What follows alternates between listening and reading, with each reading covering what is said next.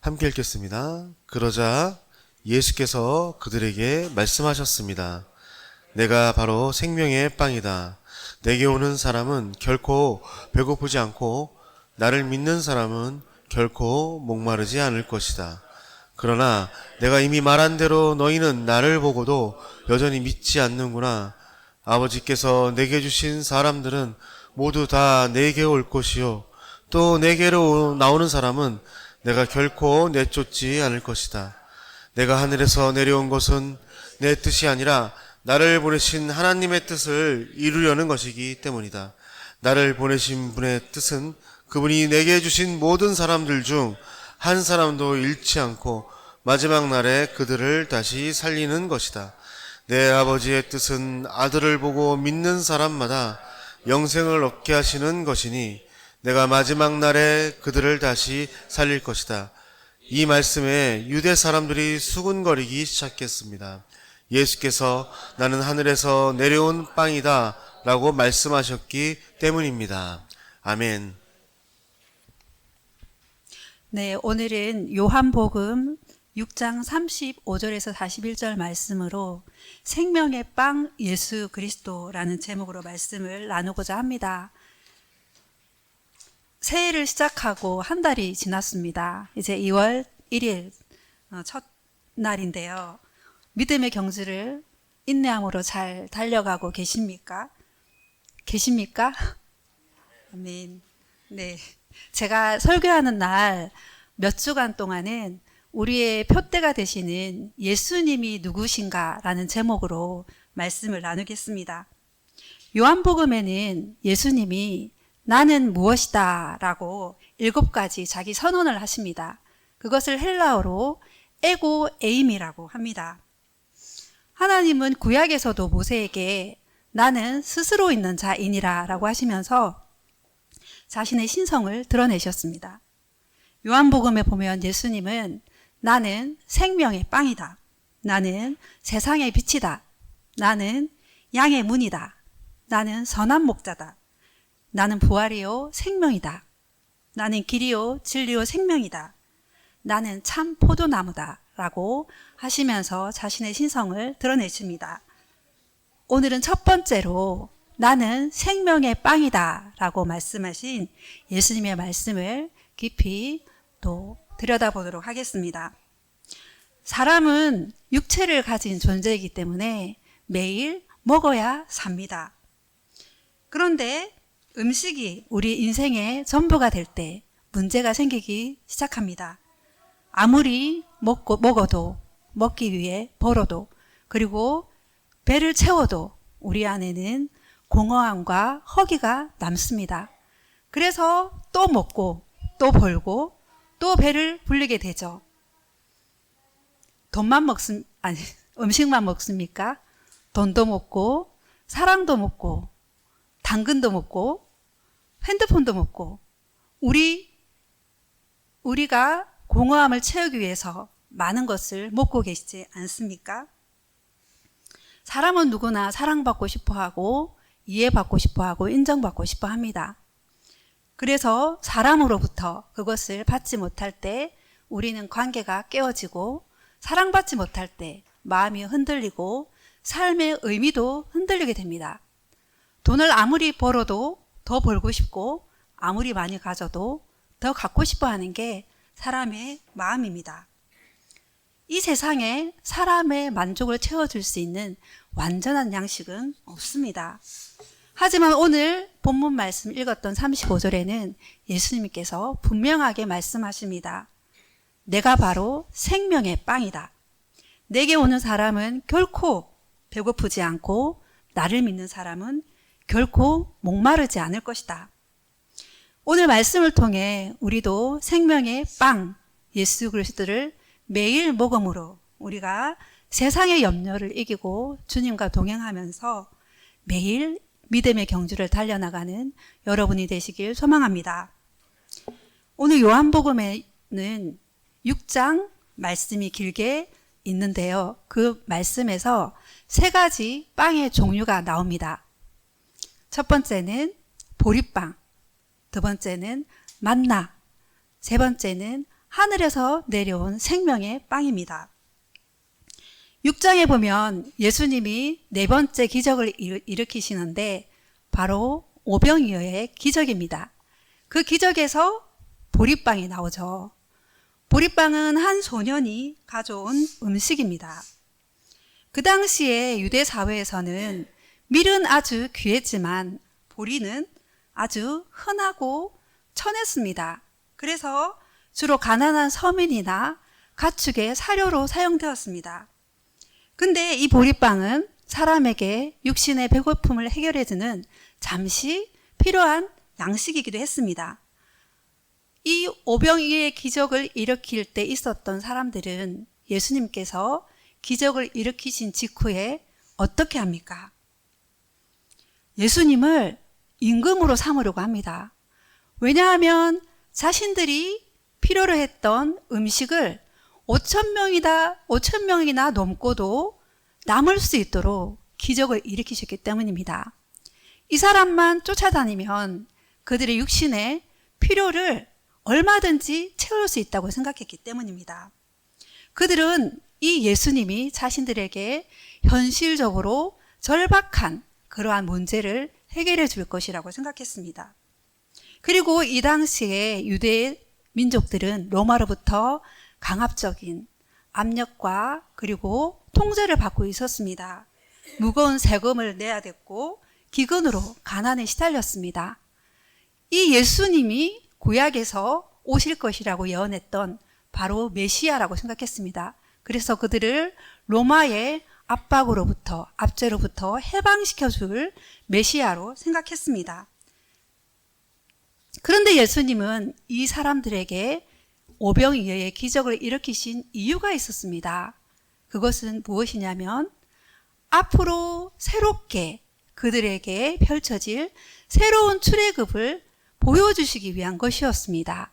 그들의 영혼을 구원할 메시아이신 것을 알리기 위해서 육체의 배고픔을 해결해주는 기적을 일으키셨는데 유대인들은 그것을 깨닫지 못했습니다. 그들의 관심은 오직 보리빵에만 집중되어 있었습니다. 그래서 예수님을 찾고 찾아다녔습니다. 여러분이 이번 한 주 예수님을 찾으셨습니까? 왜 찾으셨습니까? 왜 기도하셨습니까? 무엇을 먹으면서 믿음의 경주를 하셨습니까? 우리가 지난 시간에 목사님 말씀을 들을 때 믿음의 기도를 할 때 우리의 기도를 방해하는 것이 있다고 했습니다. 무엇이었습니까? 염려입니다.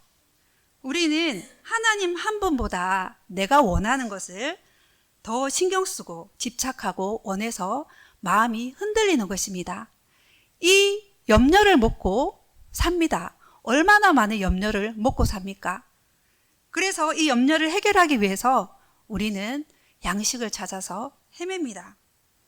우리가 염려하는 이유는 생명의 빵이 우리의 필요를 채워주실 것이라는 안전한 마음이 없기 때문에 다른 곳으로부터 우리의 안전을 찾기 위해서 염려를 하는 것입니다.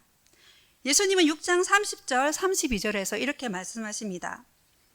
오늘 있다가도 내일이면 불 속에 던져질 들풀도 하나님께서 그렇게 입히시는데 하물며 너희는 얼마나 더 입히시겠느냐. 믿음이 적은 자들아, 믿음이 적은 사람들아. 그러므로 무엇을 먹을까, 무엇을 마실까, 무엇을 입을까 걱정하지 말라. 이 모든 것은 이방 사람들이나 추구하는 것이다. 하늘에 계신 너희 아버지께서는 너희에게 이런 것이 필요하다는 것을 아신다. 아멘. 예수님은 예수님을 찾는 우리의 마음을 다 아십니다. 유대인들의 마음도 다 아셨습니다. 그러고는 그들을 떠나서 홀로 산으로 가십니다. 하지만 무리들은 그럼에도 불구하고 예수님을 쫓아다니죠. 예수님은 자신을 쫓는 자들에게 이렇게 말씀하십니다. 너희가 나를 찾는 까닭은 표적을 보았기 때문이 아니라 빵을 먹고 배가 불렀기 때문이다. 썩어 없어질 양식을 위해서 일하지 말고 영생하기까지 남아있을 양식을 위해 일하라. 인자가 너희에게 이 양식을 줄 것이다. 아버지 하나님께서 인자를 인정하셨기 때문입니다. 예수님께서는 유대인들이 그들의 현실에서 눈을 돌려서 그들의 영혼에 관심을 갖기를 원하셨습니다. 저도 여러분도 마찬가지입니다. 우리의 영혼의 허기 때문에 예수님을 찾기를 원하십니다. 예수 그리스도를 믿고 그분으로 충만할 때 우리의 공허함은 채워지고 우리의 갈급한 마음은 만족함을 얻게 됩니다. 그렇다고 세상의 것들이 다 쓸모가 없다는 것이 아닙니다.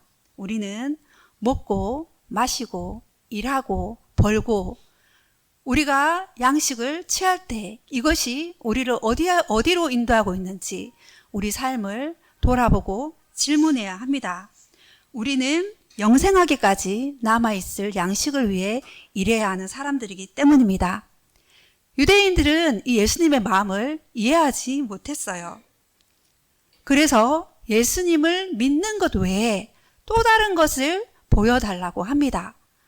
과거에 조상들이 광야에서 만나를 경험했던 것처럼 예수님을 믿는 것 외에 그들에게 만나와 같은 표적을 보여달라고 하는 것입니다. 만나는 어떤 음식이었습니까? 이스라엘 백성들이 출애굽에서 먹을 것이 없을 때 모세에게 불평을 했죠. 그래서 하나님께서 모세를 통해서 비같이 내려주신 음식입니다. 이슬이 내릴 때 함께 내리고 이슬이 마르면 서리처럼 지면에 남아 있었습니다. 그리고 햇볕이 뜨면 없어졌습니다. 그리고 이 만나는 하루에 한 번씩 내려졌습니다. 그날 아침 먹을 만큼만 거두어야 했습니다. 욕심을 내서 더 많이 거두면 그 다음날 벌레가 생기고 먹을 수 없게 되었습니다. 금요일에는 이틀치를 거두게 했죠. 그리고 안식일에는 거두지 않았습니다. 하나님이 이렇게 하신 것은 이스라엘 백성들을 시험하고 훈련하기 위해서였습니다. 신명기 8장 3절은 이렇게 말씀합니다. 그분이 너희를 낮추시고 배고프게 하셔서 너희나 너희 조상들이 전혀 알지 못했던 만나로 먹이신 것은 너희로 겸손하게 사람이 빵으로만 사는 것이 아니라 여호와의 입에서 나오는 모든 말씀으로 사는 것임을 가르쳐 주시려는 것이었습니다. 하나님은 40년 동안 이렇게 이스라엘 백성들을 매일 만나로 먹이셨습니다. 하지만 만나는 이스라엘 백성들을 채웠지만 영원히 살게 하지는 못했습니다. 만나를 먹었던 백성들은 다 죽었습니다. 그래서 예수님은 자신을 이렇게 선언하십니다. 내가 곧 생명의 빵이다. 오늘 본문 말씀 35절에서 40절 말씀을 다시 한번 다 같이 읽겠습니다. 시작. 그러자 예수께서 그들에게 말씀하셨습니다. 내가 바로 생명의 빵이다. 내게 오는 사람은 결코 배고프지 않고 믿는 사람은 결코 목마르지 않을 것이다. 그러나 내가 이미 말한 대로 너희는 나를 보고도 여전히 믿지 않는구나. 아버지께서 내게 주신 사람들은 모두 다 내게 올 것이요. 또 내게로 나오는 사람은 내가 결코 내쫓지 않을 것이다. 내가 하늘에서 내려온 것은 내 뜻이 아니라 나를 보내신 하나님의 뜻을 이루려는 것이기 때문이다. 나를 보내신 분의 뜻은 그분이 내게 주신 모든 사람들 중 한 사람도 잃지 않고 마지막 날에 그들을 다시 살리는 것이다. 내 아버지의 뜻은 아들을 보고 믿는 사람마다 영생을 얻게 하시는 것이니 내가 마지막 날에 그들을 다시 살릴 것이다. 아멘. 빵은 여러분 떼어져야지 입으로 들어가서 우리 온몸으로 흩어져서 영양분을 만들고 우리 몸을 건강하게 할 수 있습니다. 예수님도 바로 십자가에서 자신의 몸이 찢기심으로 우리를 살리셨습니다. 이 빵은 구약에서도 신약에서도 아주 특별하게 사용되었습니다. 구약에서 레위인들은 누룩 넣은 빵을 하나님께 흔드는 예물로 드렸습니다. 그리고 성막과 성전에서는 12개의 거룩한 빵을 바쳤는데 매주 새 것으로 바꾸어 놓았습니다.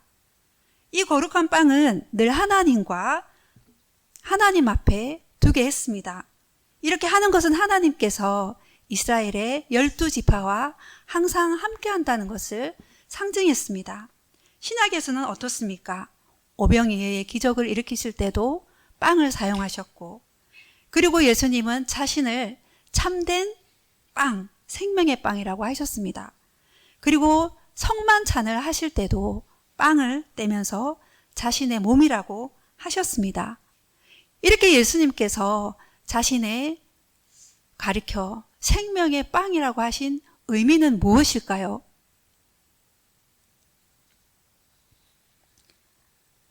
생각해 보셨습니까?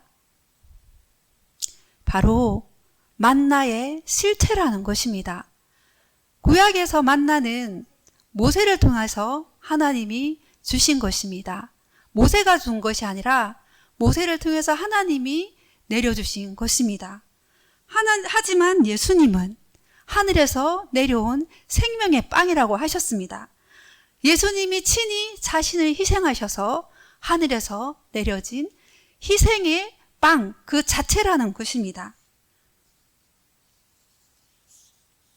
설교를 준비하면서 이 찬양이 생각나는데 부르기는 좀 그렇고 가사를 들려드리겠습니다. 예수님 그의 희생 기억할 때 자기 몸 버려 죽으신 주, 나 항상 생명 주신 그 은혜를 마음에 새겨봅니다. 주 달리신 십자가를 내가 볼 때 주님의 잡이 내 마음을 겸손케 해. 주께 감사하며 내 생명 주께 드리네. 생명의 빵이신 예수 그리스도를 날마다 묵상하며 그분께 감사하시기 바랍니다. 여러분의 지금 영적인 상태는 어떻습니까? 매일 예수님 한 분만으로 만족하고 계십니까? 예수님 한 분만 계시면 내 안에 충만함이 있는데 그 충만함을 채우지 못하고 늘 배고프고 목말라 하십니까? 날마다 세상의 염려를 먹음으로 썩어져 없어질 양식에 우리의 힘을 쏟는 것이 아니라 우리의 생명이신 예수 그리스도를 날마다 찾고 생명의 빵을 먹으시기 바랍니다. 우리는 예수 그리스도의 생명을 소유한 자들입니다. 예수님은 지금도 우리에게 말씀하십니다. 썩어 없어질 양식을 위해 일하지 말고 영생하기까지 남아있을 양식을 위해 일하라. 유대인들의 영적인 상태는 어땠습니까? 예수님의 말씀을 듣고 그분이 행하시는 것을 직접 눈으로 목격했습니다. 그럼에도 불구하고 그들은 예수님이 하나님의 아들이심을 믿지 않았습니다. 그들의 영혼을 구원할 구원자이심을 믿지 않았습니다. 그들이 필요로 했던 것을 찾기 위해서 예수님을 쫓아다녔습니다. 얼마나 안타깝습니까? 우리 주변에 예수님을 필요로 해서 쫓아다니는 사람들이 얼마나 많이 있습니까? 그들을 불쌍히 여기시기 바랍니다. 긍휼히 여기시기 바랍니다. 얼마 안 있으면 명절 연휴인데 여러분이 가는 곳마다 그들을 향해서 기도하시고 여러분이 가지고 계신 생명을 그들에게 행함으로, 입술로, 사랑으로 나누어주는 손과 발이 되시기 바랍니다. 예수님은 우리에게 더 강하게 말씀하십니다. 본문에 나와 있지 않지만 53절에서 56절 말씀을 제가 읽어드리겠습니다. 예수께서 그들에게 말씀하셨습니다. 내가 진실로 너희에게 말한다. 너희가 인자의 살을 먹지 않고 인자의 피를 마시지 않으면 너희 안에 생명이 없다. 누구든지 내 살을 먹고 마시는 사람은 영생이 있고 내가 마지막 날에 살릴 것이다. 내 살이야말로 참된 양식이요 내 피야말로 참된 음료이다. 누구든지 내 살을 먹고 내 피를 마시는 사람은 내 안에 있고 나도 그 안에 있다. 이 말씀은 내 살을 먹고 내 피를 마셔야 한다는 것입니다. 먹는다는 것은 믿는다는 것입니다. 믿는다는 것은 예수님이 바로 내 삶의 생명이라는 것을 받아들이는 것입니다. 마신다는 것은 예수님이 내 안에 거하신다는 것입니다. 바로 예수님을 믿는 사람은 내가 주님 안에, 주님이 내 안에 거하는 삶입니다. 이 사람들에게 예수님은 약속하십니다. 이 빵을 먹는 사람은 영원히 살 것이다. 이 땅의 죽음이 끝이 아니라 마지막 날에 다시 살려주시겠다고 약속하십니다. 여러분은 한 주를 무엇으로 먹고 살아가시겠습니까? 돈입니까? 사랑입니까? 관계입니까? 성공입니까? 물질입니까? 그것은 우리의 배를 잠시 채워줄 수 있지만 우리의 영혼을 채우고 살릴 수는 없습니다. 예수님은 말씀으로 여러분을 예수님의 식탁으로 안내하고 초대하고 계십니다. 그분의 살과 피가 여러분 안에 계십니다. 예수님의 살과 피를 먹고 마시는 자는 영생과 부활과 생명을 약속하고 계십니다. 생명의 빵이신 예수 그리스도와 날마다 연합함으로 주님이 주시는 풍성한 기쁨과 풍성한 만족을 누리고 사시기 바랍니다. 이번 한 주도 주님과 동행하며 세상의 염려를 이기고 주님이 주시는 풍성한 삶을 누림으로 예수 이름의 힘을 얻고 예수 이름의 능력을 행하며 예수 이름으로 승리하는 여러분의 삶 되시기를 주님의 이름으로 축원합니다. 아멘. 기도하시겠습니다.